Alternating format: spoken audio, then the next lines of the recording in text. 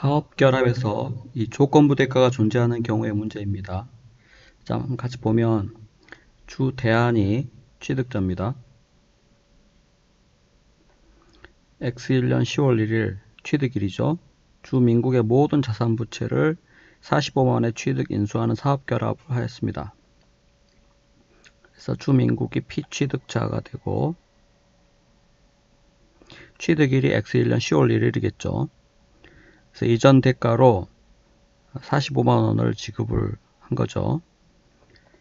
자, 그래서 주민국 피취득자의 취득일 시점에서의 자산부채 금액 공정가치까지 나와 있습니다. 자, 그래서 이 아래 문단에는 조건부 대가에 대해서 설명이 나와 있죠. 언급이 나와 있죠.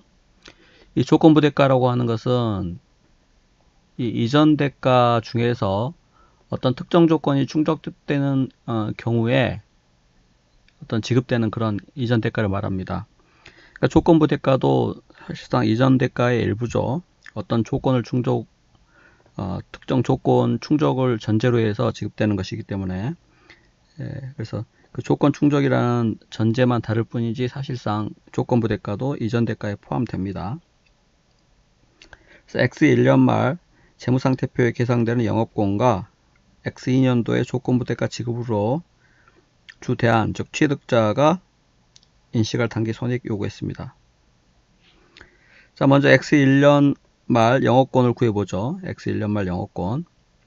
자, 영업권은 이전 대가에서 이 피취득자의 순자산 장부금액 플러스 평가차액, 순자산 장부금액 플러스 평가차액 곱하기 지분율 이렇게 계산하죠.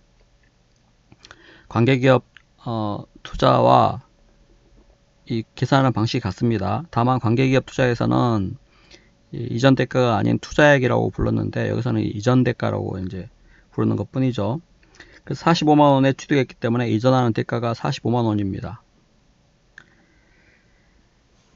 자, 그런데 보면 이 취득일 현재, X1년 취득일 현재 이 조건부 대가의 공정가치가 6만원으로 주어져 있고 추정되었고 X1년 말 이 조건부 대가의 추정된 공정가치를 8만원으로 변경하였습니다. 자, 그런데 이 공정가치 변동이 X1년 10월 1일에 존재하는 사실과 상황에 대하여 추가로 입수한 정보에 기초한 것이라고 주어져 있습니다. 자, 우리가 취득일에 존재한 사실과 상황에 대하여 추가 정보, 사실과 상황에 대한 추가 정보에 의한 공정가치 변동은 측정 기간 동안의 조정이라고 봐서 소급하여 조정합니다. 그러니까 취득일에 이미 어떤 그 사실과 상황이 존재했는데 거기에 대한 어떤 추가적인 정보가 주어짐에 따라서 공정가치가 변동한 경우에는 이미 취득일에 존재한 사실과 상황에 기반한 것이기 때문에 이 소급하여 조정한다는 것입니다. 측정 기간 동안의 조정으로 보아서 소급하여 조정한다는 것. 따라서 지금 원래 취득일에 이 조건부 대가의 공정가치는 6만원이었는데 취득일에 존재한 X1년 10월 1일 취득일에 존재한 사실과 상황에 대하여 추가로 입수한 정보에 기초하여 이 조건부 대가의 공정가치가 X1년 말에 6만원이 8만원으로 증가했죠. 공정가치 변동됐죠. 자, 그래서 이거는 취득일에 존재한 사실과 상황에 대한 추가 정보, 그 추가 정보에 기초한 어떤 공정가치 변동이기 때문에 측정 기간 동안의 조정으로 보아서 소급하여 수정합니다. 그래서 원래는 6만원이었지만 이걸 8만원으로 본다는 거죠. 자, 따라서 이전 대가에 포함된 조건부 대가의 공정가치를 8만원으로 보고 계산한다는 겁니다. 자, 이와 같이 이전 대가는 공정가치로 측정을 하고 그와 대응되는 이 취득자산과 인수부채도 공정가치로 측정한다는 거죠. 자, 일단 피취득자의 순자산 장부금액은 40만원입니다. 40만원. 이 금액 다 합한 40만원이죠. 아니면 자산 50만원에서 부채 10만원을 빼서 구해도 됩니다. 어떻게 구하든 40만원이고. 자, 그 다음 평가차액. 장부금액과 공정가치의 차액은 부채는 차이가 없는데 자산만 10만원 차이 나죠. 그래서 평가차액이 10만원입니다. 자, 합하면 이 금액이 피취득자의 순자산 공정가치가 되죠. 50만원. 자, 그래서 피취득자의 순자산 공정가치, 취득일 현재의 순자산 공정가치가 50만원인데, 이것은 피취득자의 취득일 현재 취득자산의 공정가치 60만원에서 인수부채의 공정가치 10만원을 뺀 금액 50만원과 또 동일합니다. 그래서 이것을 60만원에서 10만원을 빼서 이 50만원을 구해도 되고, 아니면은 순자산 장부금액 40만원에 평가차액 10만원을 더해서 구해도 됩니다. 어떻게 구해도 관계없어요. 자, 그래서 100% 모든 자산 부채를 인수했기 때문에 100% 인수한 거죠. 자, 따라서 그 차액 3만원이 영업권입니다. 그래서 이게 플러스 금액이면 영업권이고 마이너스 금액이면은 염가 매수 차익이라고 했죠. 그리고 X2년도에 조건부 대가 지급으로 주 대안이 인식할 당기 손익 요구했는데, X1년 말에 조건부 대가와 관련돼서 공정가치를 8만원으로 추정했기 때문에 이 8만원만큼이 이 부채로 잡히죠. 조건부 대가와 관련된 부채입니다. 자, 그런데 X2년 말에 시장 점유율이 18%가 돼가지고 이 주주들에게, 기존 주주들에게 10만원을 지급하였습니다. 원래 시장 점유율이 15% 초과하면은 10만원을 지급하기로 했기 때문에. 자, 따라서 이 조건부 대가 관련된 부채의 장부금액은 X1년 말 장부금액 8만원인데, 실제 지급되는 금액, 부채 상환금액은 10만원이죠. 현금 지급액 10만원. 이 10만원이 부채의 상환금액입니다. 상환금액. 그래서 장부금액과 상환금액의 차액이 상환손익이죠. 그래서 장부금액 10만원의 부채를 10만원에 상환했기 때문에 2만원만큼 상환손실이 발생한 겁니다. 자, 따라서 X2년에 인식할 당기손익은 부채 상환손실 2만원입니다. 그래서 답이 X1년 말 영업권 3만원, X2년 인식할 당기손익 마이너스 2만원 해서 답이 3번이죠.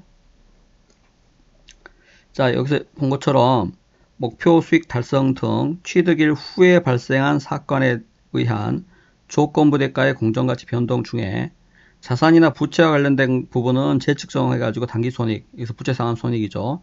인식하고, 만약에 이게 조건부 대가와 관련된 공정가치 변동 중에서 이게 자본과 관련된 부분은 재측정하지 않습니다. 그래서 자본 내에서 회계 처리를 하는 거죠. 참고로 회계 처리를 한번 살펴보겠습니다. 이해를 돕기 위해서. 자, 그래서 X1년 10월 1일 날 회계 처리 어떻게 했겠습니까? 자, 사업결합을 해서 피취득자인 민국의 취득자산과 인수부채를 모두 공정가치로 측정해야죠. 그래서 자산, 공정가치, 그 민국 자산을 이제 취득한 거죠. 공정가치 60만원. 그 다음에 부채. 마찬가지 피취득자인 민국의 부채를 공정가치로 10만원. 이렇게 측정하고 45만원에 취득했습니다. 따라서 현금 45만원을 지급을 했겠죠. 45만원. 자, 뿐만 아니라 이전 대가가 이 45만원 뿐만 아니라 조건부 대가도 있는데 10월 1일에 즉 취득일에 조건부 대가의 공정가치는 6만원이므로 부채 조건부 대가 부채죠. 이거는 공정가치 6만원으로 기록했을 겁니다. 취득일 시점에서의 공정가치 6만원이니까. 자, 따라서 X1년 10월 1일 날 영업권은 얼마로 인식했겠습니까? 영업권은 55만원, 6만원 합하면 61만원이죠. 그래서 영업권 만원으로 이렇게 인식을 했을 것입니다. 자, 그런데 X1년 12월 31일 날 이 취득일에 존재한 사실과 상황에 대하여 추가적인 정보에 기초해 가지고 공정가치 변동이 8만원으로 2만원 증가했죠. 자, 따라서 조건부 대가의 공정가치가 2만원 증가했으므로 부채가 2만원 증가한 것이고, 그만큼이 이거는 취득일에 존재한 사실과 상황에 대한 추가적 정보에 기초한 것이기 때문에 요거는 측정기간 동안의 조정이죠. 자, 따라서 소급해가지고 수정합니다. 소급해서. 그래서 원래 부채가 8만원으로 있다고 보면 영업권이 달라지겠죠? 이와 같이 소급해서 수정한다는 거죠. 자, 그리고 X2년 12월 말에 조건부대가와 관련된 부채가 원래 공정가치 장부금액이 8만원이었죠. 해당 부채 8만원을 상환을 하는데 실제 지급한 현금은 10만원이에요. 자, 따라서 차변에 부채 상환 손실 2만원 이렇게 기록을 했을 겁니다. 그래서 문제에서 X1년 말 재무상태표에 계산될 영업권이니까 요거 3만원. 자, 그 다음에 X2년도 조건부채가 지급으로 인한 당기손익 부채상환 손실 2만원. 이걸 요구한 거죠, 각각.